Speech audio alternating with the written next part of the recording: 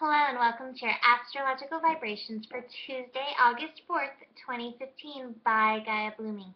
I am Mimi and our energy mantra for today is love creates infinite possibilities.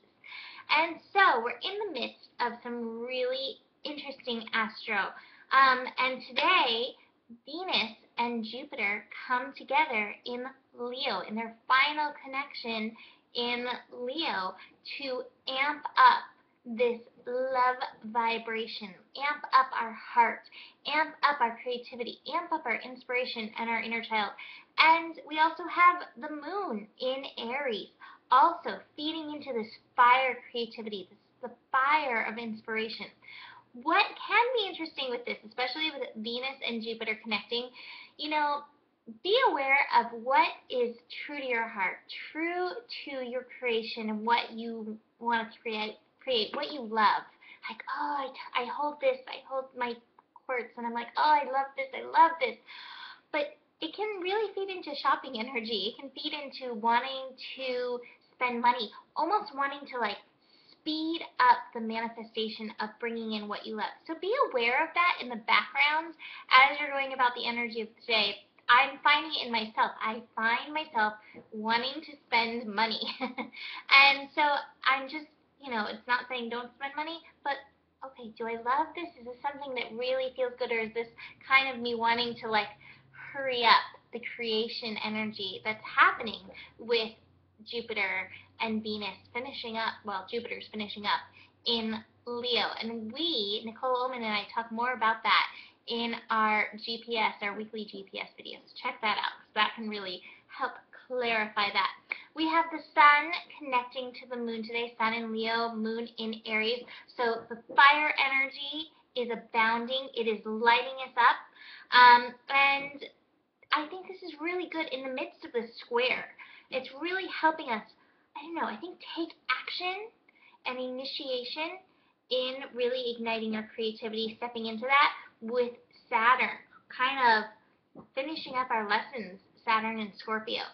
Tomorrow, Venus is going to be squaring Scorpio. So yesterday we had Jupiter squaring Scorpio. Tomorrow we have Venus squaring Scorpio. But they're all there at 28 degrees. And this, this kind of feeds into the spending thing as well, because it's at 28 degrees. This is the degree of understanding what value is and looking into ourselves. What do we value? When we're purely in our pure spirit, really honoring our souls, what do you really value? What is valuable to you? What's worth your time? What's worth your energy? And looking to that and basically putting boundaries. Okay, that's not what I really want. This is what I really want. This is what really makes me light up. Our final aspect of today is the moon is going to be connecting to Pluto. So moon in Aries squaring Pluto in Capricorn, and this is at 13 degrees. This is that revolution, evolution degree. So Pluto brings that transformation, and then 13 is bringing that revolution, evolution degree. So Pluto might be putting kind of a halt, oh, stop Aries, stop, you're going in that wrong direction. Aries can sometimes just get so fixated on something that it's oh, I'm going in, and doesn't stop and oh wait, do I value this? Is this part of my purpose?